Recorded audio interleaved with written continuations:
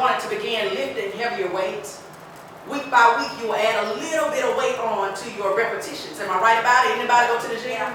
I haven't been in the gym. I know that's what I'm going to have to do when I get ready to go back. Darrell is in the gym. He posts his videos. We see him in the gym, right?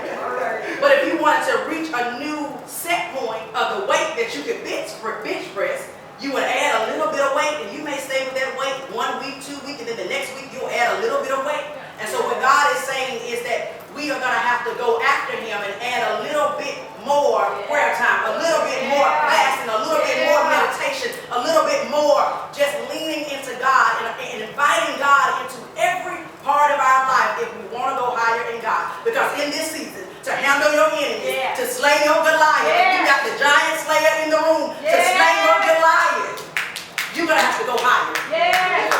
You're going to have to deal with your enemies a little bit different than you dealt with them before, because enemies are around you, but God prepares a table for you. Is there a witness in the building? Hallelujah. We have to begin to respond how the Spirit leads us and not how people around us want to influence us. All right? Amen. For us to lead as necessary in our families, in the world, in the church, God is calling us higher. What does that require of us? That we don't leave 1 inch, half an inch, 1 millimeter of our lives open so that the enemy can come in and attack our minds. Because when the enemy comes in and sows 1 seed and we begin to water it, it's going to multiply, right? And so we have to be careful that we process everything happening around us through an elevated spiritual perspective. And maybe you're used to processing the world around you through your emotions. Your emotions are temporary, but the spiritual perspective is going to endure. We are good with processing our finances, our health, our romantic relationships, our purpose when it comes to God. But when it comes to our enemies, here's what the Spirit said. We must learn to process them through the same spiritual lens. TLC had a song called What About Your Friends? This morning the Spirit is asking you, what about your enemies? We do real good with going after the spiritual perspective in every other area of life. We lean into God, but when it comes to our enemies, many of us lack to do what the Word says.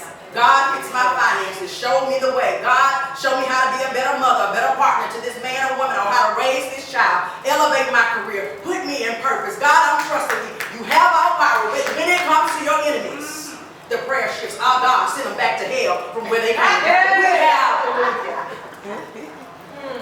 The text says that he prepares in the presence of my enemies. And if your enemies that are not there, how are they going to see the table that God has prepared for you?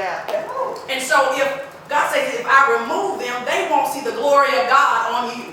They won't get to see your glow up and you're following my directions in this space. If I remove them too quickly, you may not learn the lesson that you're meant to learn from them.